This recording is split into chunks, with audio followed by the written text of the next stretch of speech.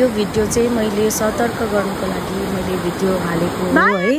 यो अहिले सबैलाई मनपर्छ, गरम महिना हो, पानीमा खेल्नु जानु मनपर्छ।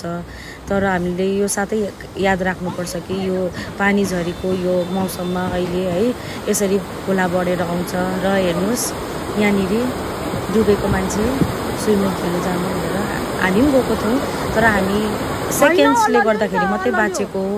र यहाँ हेर्नुहोस्, सतर्क रहनुहोस् है, आफूले आफूलाई सेभ गराउनुहोस्। हुनु त धन्न यो बाँच्यौँ, सबैले यताउता गरेर बचायौँ, हामी पनि बाँच्यौँ। र अहिले जानुभयो भने यो पानी झरी यो सकेर मात्रै जानुहोस् है, नत्र भने ज्यानको खतरा हुन्छ है। एकदम याद राख्नुहोस्। र बाँच्नु चाहिँ बाँच्यो, परकेटी चाहिँ एकदमै डरलाग्दो चोटपटक भएको छ, एकदमै सिरियस कन्डिसनमै छ। केटालाई चाहिँ निकालिहाल्यौँ।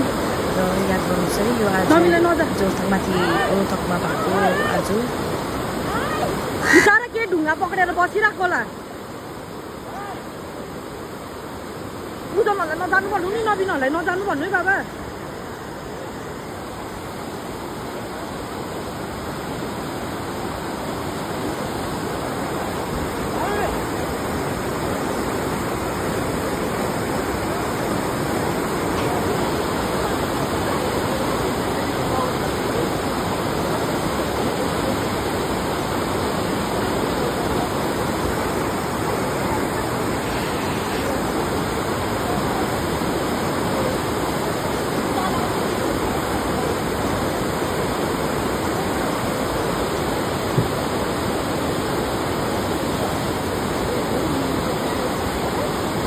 अब चाहिँ